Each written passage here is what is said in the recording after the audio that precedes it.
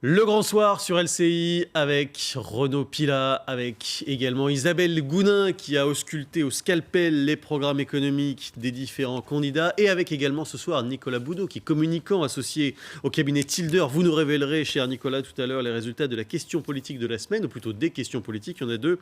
À 3 jours du vote, les Français sont-ils motivés pour aller aux urnes? C'est ce qu'on va savoir. Et puis, le vote utile va-t-il jouer un rôle? On leur a posé la question sur leurs intentions. C'est un résultat qui est assez intéressant que vous nous livrerez tout à l'heure. D'abord, gros plan sur les candidats comme chaque soir. On va commencer par Nathalie Arthaud. Qui est-elle? Son portrait est dressé par Alice Von P.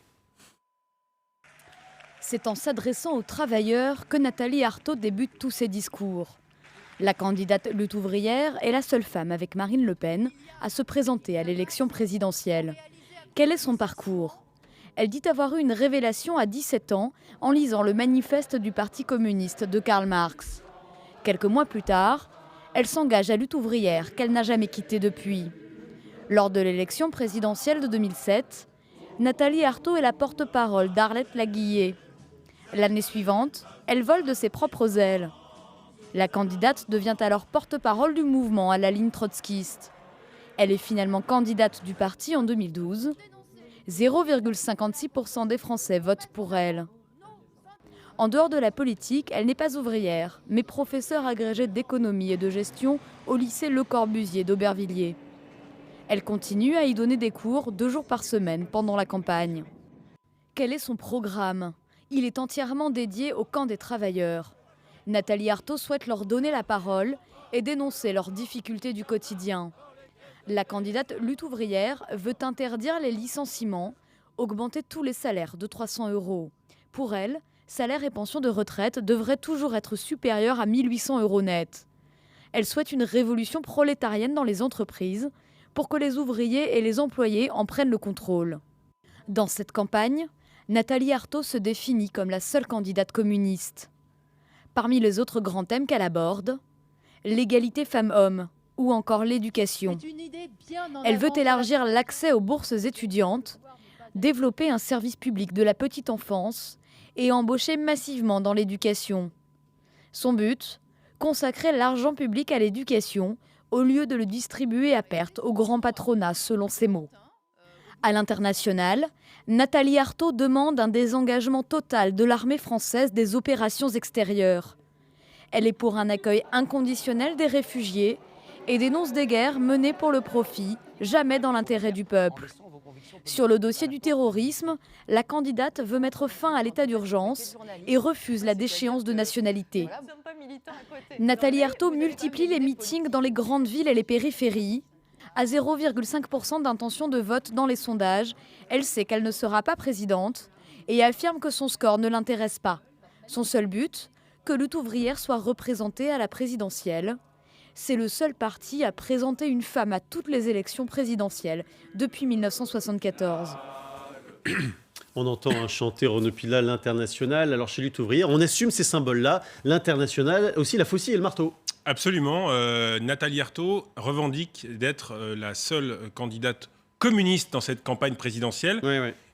C'est évidemment la candidate de lutte ouvrière. Pourquoi la seule communiste? C'est que Nathalie Arthaud considère que, par exemple, Philippe Poutou, qui est l'autre candidat dit trotskiste, eh bien, il est candidat du NPA, qui est un mouvement qui est plus élargi et qui a des associations de gauche. On parlera de Philippe Poutou tout à l'heure. Nathalie Arthaud. Mais qui n'est pas effectivement uniquement communiste. Nathalie Arthaud, dans cette campagne, elle essaye de reprendre le flambeau, bien sûr, d'Arlette Laguillet. Arlette Laguillet, pendant des années, on l'a connue, seule femme à porter la parole de lutte ouvrière.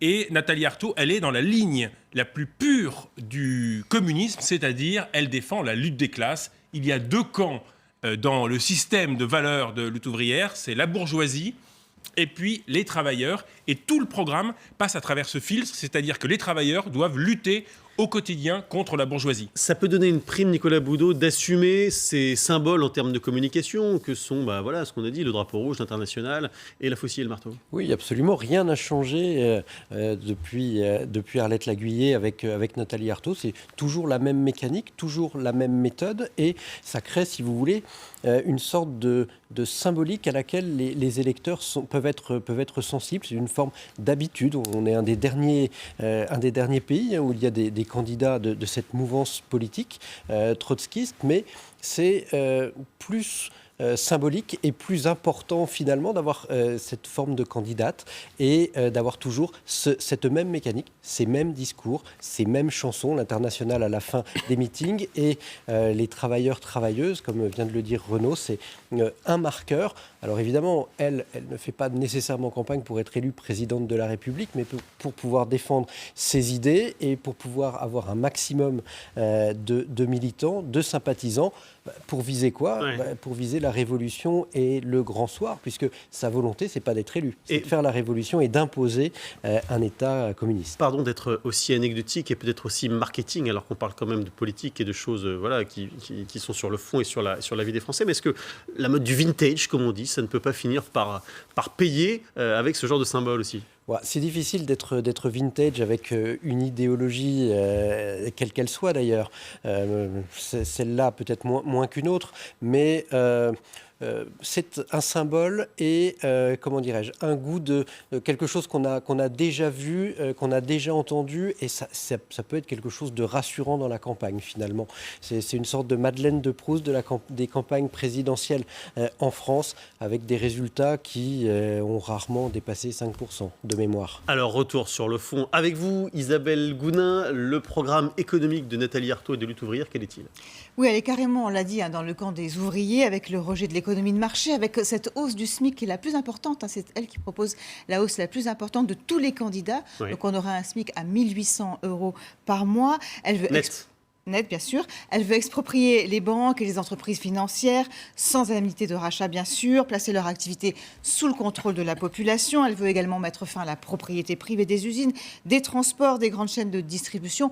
On le voit, c'est vraiment le retour du collectivisme. Et puis surtout, alors sa grande mesure phare, on va dire, c'est l'interdiction des licenciements. Et alors là-dessus, effectivement, l'interdiction des licenciements, on peut se dire que la mesure est quand même assez originale parce que, imaginons une entreprise qui met la clé sous la porte, qu'est-ce qui se passe ? Il y a bien un moment donné où on voit la logique du système, elle est un peu difficile. Et puis alors, par exemple, quand on fait un contrat de travail, on a donc un contrat entre l'employeur et l'employé. Si l'employeur ne peut plus licencier, on va se dire que l'employé également ne peut pas démissionner dans ce cas-là. Donc, là aussi, il y a des limites à ce contrat de travail. Et effectivement, pour elle, il n'y a pas de problème. Elle passe complètement outre cela. Renaud Pilat, on est dans des marqueurs classiques du trotskisme. Absolument, on est vraiment dans la lutte. Et c'est vrai que notamment pour les jeunes générations, c'est difficile de comprendre ce système de pensée, mais c'est un système qui a marqué tout le XXe siècle, où vraiment on est dans une logique où il faut mettre fin, selon eux, à l'exploitation des travailleurs par le grand capital. Et donc, lorsqu'on regarde le programme de Lutte ouvrière, ou développé par Nathalie Arthaud, quelque part, ça peut surprendre, mais Nathalie Arthaud, à chaque fois, rebondit en expliquant qu'il faut quelque part sortir de la logique consumériste, de la logique où finalement le profit est la source de... Enfin, en tout cas, est le moteur de beaucoup de nos activités. À Lutte ouvrière... Même si elle n'est pas du tout hostile à l'industrie, au contraire. Non, elle est effectivement dans une logique à la fois productiviste, c'est-à-dire, par exemple, l'environnement n'est pas une priorité. La culture n'est pas une priorité. Pourquoi ? Parce que tous ces secteurs-là sont des secteurs... bourgeois. C'est bourgeois, c'est ça. C'est des secteurs qui nous détournent, qui détournent notre attention de la lutte. Donc, et les militants de Lutte ouvrière n'ont quelque part pas une vie comme nous tous. C'est-à-dire que c'est un militantisme de chaque instant. On n'est pas militant sur son iPhone ou sur son ordinateur 2 heures par semaine. Non, il y a un mode de vie particulier. D'ailleurs, on le voit bien, il y a un mimétisme entre Arlette Laguier et Nathalie Arthaud. Ces femmes au visage carré, cheveux courts, brunes, volontaires, pas commodes. Nathalie Arthaud le dit. Elle est ni commode politiquement et elle avoue ne pas être très commode également dans la vie, même si elle est toujours souriante, elle est toujours assez d'ailleurs agréable en interview. Et consacrée 100% à la politique, sans enfants par exemple. Exactement, le mode de vie familial compte et est intégré dans ce militantisme de chaque instant. Est-ce qu'elle a fait oublier Arlette Laguier, Nicolas Boudou, d'après vous ? Pas encore, parce que Arlette Laguier s'était devenue, dans la dernière campagne présidentielle où elle fut candidate... 2007, sauf erreur de ma part 2002, je crois. 2002, d'accord. Oui, je ne sais plus. Mais 2007, 2007, exact. Ouais, c'est ça, Elle était, oui, absolument, 2007. Elle était devenue une icône puisque elle était candidate depuis longtemps et puis elle avait un phrasé particulier. Pas oublier travailleurs. Oui, Voilà. c'est ça, elle Mais ressortait tous les 7 Nathalie ans. et les Arthaud 5 reprend ans. d'ailleurs, hein. Elle le reprend en souriant, en faisant un petit clin d'œil. En souriant, alors qu'on sentait chez Arlette Laguiller à l'époque une vraie volonté de faire la révolution, parce qu'une fois de plus, l'objectif, c'est ni plus ni moins que celui-là. Donc on est dans un univers complètement différent du cadre électoral classique d'une élection présidentielle. Il faut avoir ça en tête. Ce n'est pas quelqu'un qui a envie d'être élu, c'est un gros paradoxe de communication, mais qui est là pour prôner des idées révolutionnaire. Exactement, et révolutionnaire au niveau international, au niveau mondial. C'est aussi ça l'essence du trotskisme, qui est un objectif partagé aussi par Philippe Poutou, l'autre candidat trotskiste de cette élection. Son programme, Philippe Poutou, sa France rêvée pour 2022, elle nous est présentée par Benjamin Dard. En 2022, dans la France de Philippe Poutou, les entreprises n'auraient plus le droit de licencier. Ce serait interdit. Si le programme est appliqué, on travaille moins aussi. Place aux 32 heures par semaine et même 30 heures pour les travaux pénibles. On travaille moins, mais on gagne davantage. 300 € de plus pour tous les salariés et un SMIC à 1 700 € net par mois. C'est devenu possible grâce à une planification de l'économie. Les sociétés comme les banques sont réquisitionnées et ce sont les travailleurs qui les contrôlent. Nouvelle organisation de la production, mais aussi de la société. Les forces de l'ordre n'ont plus d'armes à feu, le cannabis est légalisé et les hôpitaux, les écoles, les transports bénéficient d'1 million d'employés en plus. Sur le plan politique, on fait aussi table rase du passé. Il n'y a plus de président de la République, ni de Sénat, et les étrangers résidant en France peuvent désormais voter à toutes les élections. En termes de com, il a fait fort, Philippe Poutou, Nicolas Boudot, notamment lors du débat à 11.